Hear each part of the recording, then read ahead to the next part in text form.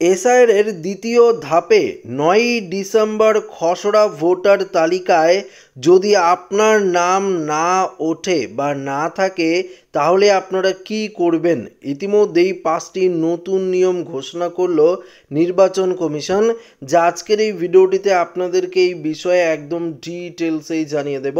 অর্থাৎ খসড়া ভোটার তালিকায় কোনো কারণে আপনার নাম যদি না ওঠে তাহলে আপনাদের কোন কোন পদক্ষেপ নিতে হবে, নির্বাচন কমিশনারের তরফ থেকে ৫টি কি ঘোষণা করা হয়েছে আজকের এই ভিডিওটিতে আপনারা জানতে পারবেন। তো অবশ্যই ভিডিওটিতে আপনারা প্রত্যেকেই প্রথম থেকেই শেষ পর্যন্ত সঙ্গে থাকবেন। তো অন স্ক্রিনে আপনারা দেখতে পাচ্ছেন রাজ্য জুড়ে চলছে এসআইআর প্রক্রিয়া, ভোটার ভেরিফিকেশন। আগামী ৪ ডিসেম্বর এই সমস্ত প্রক্রিয়া শেষ হবে, তারপরেই শুরু হবে ঝাড়াই বাছাই, প্রকাশিত হবে চূড়ান্ত ভোটার তালিকা।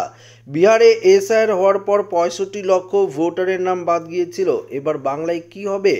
৯ই ডিসেম্বরের মধ্যে পশ্চিমবঙ্গে খসড়া তালিকা বের করবে কিন্তু নির্বাচন কমিশন। এ ব্যাপারে আপনারা প্রত্যেকেই জানেন, শুক্রবার সন্ধ্যে ৬টা পর্যন্ত ৭,৪৫,০০,০০০ এনুমারেশন ফর্ম বিলি করা হয়েছে রাজ্যে। এবার চলবে ফর্ম সংগ্রহের কাজ, তারপর যাচাই হবে।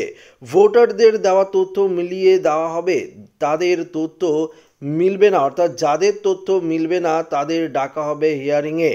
অর্থাৎ যারা ফর্ম ফিল আপ করে আপনারা জমা দিয়েছেন বিএলওকে, এখনও পর্যন্ত যারা জমা দেননি অবশ্যই দিয়ে দেবেন, তবে যারা জমা করেছেন তাদের সমস্ত কিছু তথ্য কিন্তু মিলিয়ে দেখা হবে এবং মিলিয়ে দেখার পরেই কিন্তু আপনাদেরকে হিয়ারিংয়ে ডাকা হবে। যাদের তথ্য পুরোপুরিভাবে মিলে যাবে, অর্থাৎ ধরুন যাদের নিজের নাম রয়েছে, বাবা মায়ের নাম রয়েছে, ঠাকুরদা ঠাকুরমার নাম রয়েছে, দাদু দিদার নাম রয়েছে, তাদের কোনো রকম সমস্যা হবে না।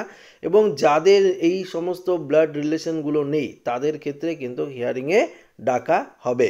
এখন প্রশ্ন, কি প্রশ্ন? যদি আপনার নাম না থাকে তাহলে আপনারা কি করবেন? এই প্রসঙ্গে অর্থাৎ খসড়া তালিকায় যদি আপনার নাম না ওঠে তখন আপনারা কি করবেন? যদি এনুমারেশন ফর্ম সঠিকভাবে ফিল আপ না করা হয় বা আপনার দেওয়া তথ্য কমিশনারের সন্তোষ প্রকাশ না করেন তাহলে চিন্তার কারণও নেই, আপনার নতুন করে ভোটার তালিকায় নাম তুলতে হবে।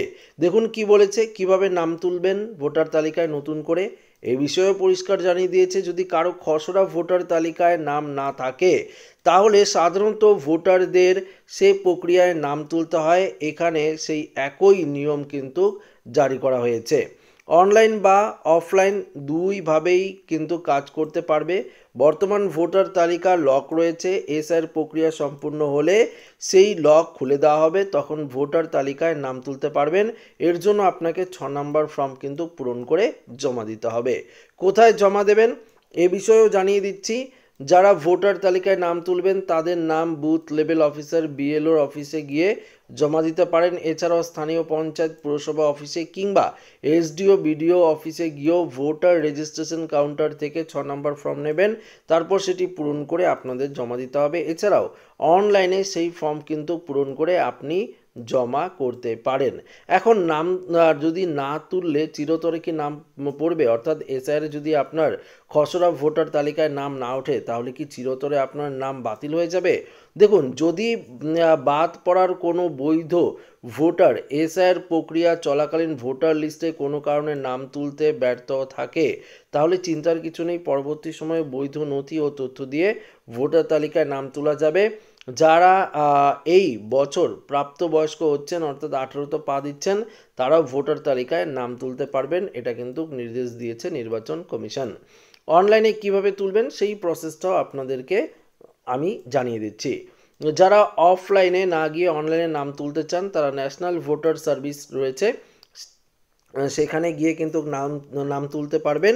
আপনাদেরকে দেখিয়ে দিচ্ছি, এই যে অফিসিয়াল ওয়েবসাইটটা দেখতে পাচ্ছেন voters.eci.gov.in, এই ওয়েবসাইটে গিয়ে আপনারা কিন্তু পরিষ্কার নতুন করেও নাম তুলতে পারবেন। নতুন করে দেখতে পাচ্ছেন যে নিউ রেজিস্ট্রেশন এখানে রয়েছে, এই যে দেখতে পাচ্ছেন নিউ ভোটার রেজিস্ট্রেশন, এখানে বলেছে fill 6 form if you are দেখতে পাচ্ছেন 18 years or above or you will turn 18 in few months, দেখতে পাচ্ছেন এখান থেকে কিন্তু আপনারা 6 নম্বর ফর্ম ফিল আপ করতে পারবেন, ডাউনলোডও করতে পারবেন। পাশাপাশি যারা এসআইআর অনলাইন প্রক্রিয়ায় করতে চান তারাও কিন্তু দেখতে পাচ্ছেন এই যে অনলাইন প্রক্রিয়া চালু হয়েছে, ফিল এনুমারেশন ফর্ম দেখতে পাচ্ছেন, স্পেশাল ইন্টেন্সিভ রিভিশন এসআই 2026, এখানে গিয়ে আপনারা এনুমারেশন ফর্ম ফিল আপ করতে পারেন। পাশাপাশি 2002 সালে যদি লিস্ট আপনারা ডাউনলোড করতে চান এখান থেকেও কিন্তু ডাউনলোড করতে পারবেন, search your name in last SIR. তো এই জায়গাটাই কিন্তু আপনাদের অবশ্যই খুবই গুরুত্বপূর্ণ। এই যে ওয়েবসাইটটি দেখতে পাচ্ছেন voter.eci.gov.in,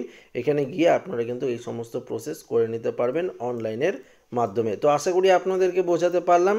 যদি খসড়া ভোটার তালিকায় নাম না ওঠে তাও চিন্তা নেই, যদি আপনাদের বৈধ নথি থাকে তাহলে সেটি দেখিয়ে পুনরায় আপনারা কিন্তু ভোটার তালিকায় নাম তুলতে পারবেন। তো আশা রাখবো ভিডিওটি প্রত্যেকের ভালো লেগেছে।